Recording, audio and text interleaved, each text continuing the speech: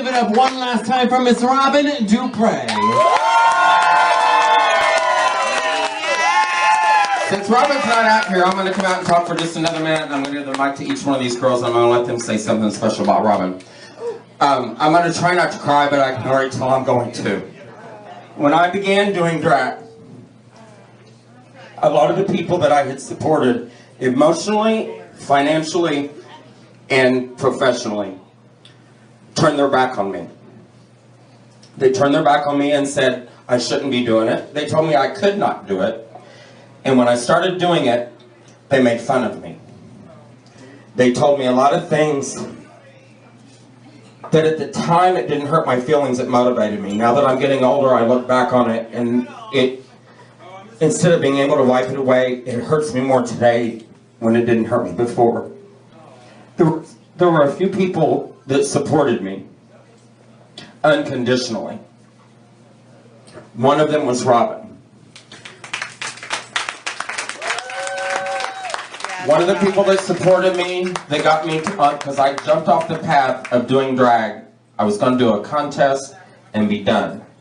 That was my intentions. And I was going to show these people, I can do drag. I may not win, but I can get up there and I can put a talent together. I can put a gown together. I can do everything because I had done everything except be the performer. Kipper Mims and Mrs. Goodall are two of the people that supported me. And they came to me and they said, well, the first thing they said was, we thought you were mixed. They also said, you have a lot of potential and you're letting other people hold you down and hold you back. And they talked me into performing at a bar called Betty Boop's. Yes,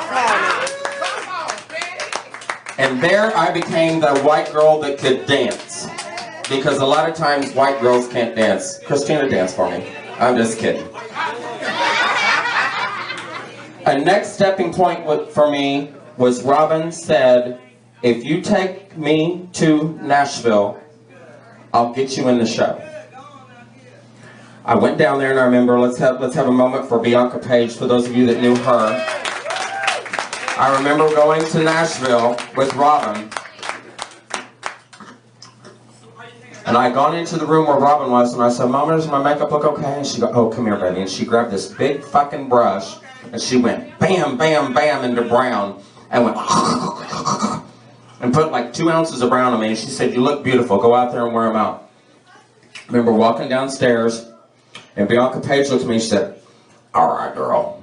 Now don't you get upset. The crowd's here is rough. We've had national titles holders come off the stage with $1 or $2. You just go out there and give it y'all. Robyn gave me the confidence, and when I tell you, I went out there and I did Catwoman in this show and walked back with so much money I couldn't hold it. The backstage person had to come out and get it. That was a major turning point for me, because that is the first time that I got to perform in front of people that I knew weren't going to tell me what they thought I wanted to hear. And I really look at that moment was the moment that gave me the drive and the motivation to continue to do drag.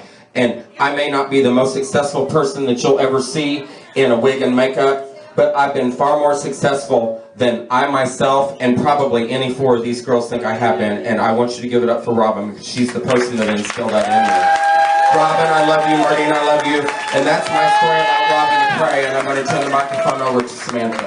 Yes! I got a snack. Okay, where do I start? Today I am 42 years old. At age 16 years old, I had a fake ID. And if you guys know strippers on 16th Street, it used to be 35. Yes. So I was determined to become somebody. I wanted to be an entertainer. I walked in there and she patted me on the butt and she said, baby, are you on hormones? I said, no. She says, you need to be. You look like a woman. Well, that's it. However, the point that I'm trying to make is, since 1989, this woman has not only been a drag mother, she's been a part of my family. She's been able to make me make family. You know, we have our own family, our extended family. Alana's my sister. I got granddaughters. You know, daughters. I am so blessed because of her. I thank you, Robyn. I thank you for everything. I am so sad that this is your retirement show. It shouldn't be over yet, but it's okay. You did it gracefully, and I am so proud of you. And I thank you for everything you taught me. Yeah, and we should, because Robyn DuPree started drag here. She didn't just become our drag mother, our drag grandmother. She was on probably the first stage in the first bar in Indianapolis. And it was because she's amazing. I've known Robyn my entire life, 31 years. She was one of my mom's good friends, my godmother's drag mother, Sabrina K. Brooks. Tonight Robyn is retiring, she's giving up the stage. But it's not the end for the name of DuPree. Because we all have Robyn inside of us. She taught us everything we know. She did. I remember being 16 years old and coming into this bar when it was Illusions 5. Yes, honey. I didn't use a fake ID because the man at the door was blind and all he cared about was seeing that you had an ID to present, and he let me in here. And Robyn DuPree was in the show, and I was like, oh my fucking God, I've known her my whole life. And she told me then I was going to be a woman, just like she did this bitch. And look at us now. So Robyn, we love you, we salute you. Your career is never over, baby, because you have daughters everywhere. Mrs. DuPree is an internationally known entertainer, and you are all privileged to have been here tonight. Thank you. Where to start? Me and Robyn go way back. I'm 35 years old. I met Robyn in 1996. I was 16 years old. Coming into the Connection nightclub. Coming out in the Connection, newly out in the gay scene. You know, a lot of people wanted just sex. That's all they wanted was sex. And, you know, I wanted a friend. I wanted somebody that, you know, was a friend to me. So, you know, we went home that night. I met Robyn at the bar. I was dressing her as a personal dresser. And as we went home, she talked, and I told her, you know, everybody wants to stay with me. Nobody wants to be my friend. Boo, boo, boo, boo, boo. Well, she laid my head on her shoulder, and she said, you know what, baby, I'm going to be your mama from now on, and I'm going to take care of you, and I'll always love you. And, you know, she told me that night, and just never failed from that night to tonight. We went through the highest of highs. We went through the lowest of lows. But she's always been there for me. We've lived together. We've cooked together. We've ate together. We've prayed together. A family that prays together stays together. Amen. Amen. Amen. And I take her name as Pamela DuPree, and I take the DuPree name, and I will continue to go on. And I hope and I pray that I will give the name the justice that it deserves from my mother, Miss Robyn DuPree. Robyn, I love you, Mama. Thank you.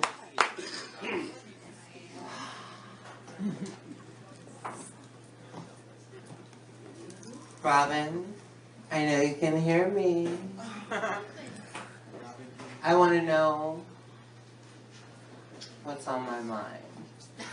And when I want to know what's on my mind, I will ask my mind and then I'll express my mind. So when it comes to Robyn, it's the little engine that could. It's the little engine that will.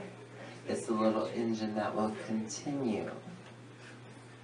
She is a pioneer that paved the way. So with that, it's pretty much priceless. There's not a price you can put on a woman who can get on a bus and travel around the world without a thing stopping her. Not fear, not frantic, not anxiety, nothing but faith. Step out on it. It'll take you a long way. Thank you for showing us that. Love you, Robyn. Really? Y'all want me on the microphone? Yeah. About my... No. Oh. Love you. Go ahead, girl. You know what? I'm going to say this real short and sweet. That is my grandmama. That is Endora, honey. Think about it. when you came up and you had some issues with your man or your woman, and you went to Robyn and asked her about something, asked her about it, she knew exactly what to tell you to do, and she gave you a bippity boppity bop. That bitch is Andorra, and I became her Cinderella. No, I was the granddaughter, Tabitha. This was the granddaughter. Bitch. That's all right. That's, you know what? I think that's why we had so much problems, because you was the granddaughter, but I was the understudy. It's all right, but you know what? Basically, I'm going to tell you what's going on right now. This was supposed to be a roast for Robyn DuPree for her birthday, turning 60. Let's put a round. I mean, I'm looking around at everybody in here, and I see nobody over the age of, well, everybody over the age of 45 left. 25.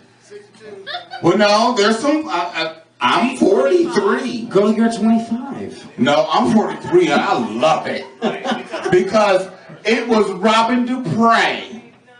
Robyn DuPree was the one who paved the way for us young bitches that thought that we were the shit on Washington Street, on 10th Street, hanging out at the library. Y'all thought y'all was in there, while we sitting there going, up, look. And now, these bitches are sitting there talking about, we didn't do all that. But Robyn showed us how to be women. Not ladies, but women. Robyn DuPree, this is my blessing from me to you. Look, I see you waving at me. Andorra, I did not bring the 2 pieces of chicken from Church's. I apologize, Grandmama. But I want to thank you for everything that you've installed into every last one of us. All the information, musically wise, that you have informed us with your skills. Ladies and gentlemen, please just give your hands up. Stand up. Stand up and give us applause for Miss Robyn DuPree of 30+ years of entertainment in Indianapolis and across the United States. Robyn, we all love you. Happy birthday! Robyn! Well, she's I want to thank everybody for coming out. If you would like to hang out and, wait for Robyn, she will be out, but, it will be at a lengthy time. But if you want to party here, hey. The dance floor is now yours. Blessed be. I got the hug.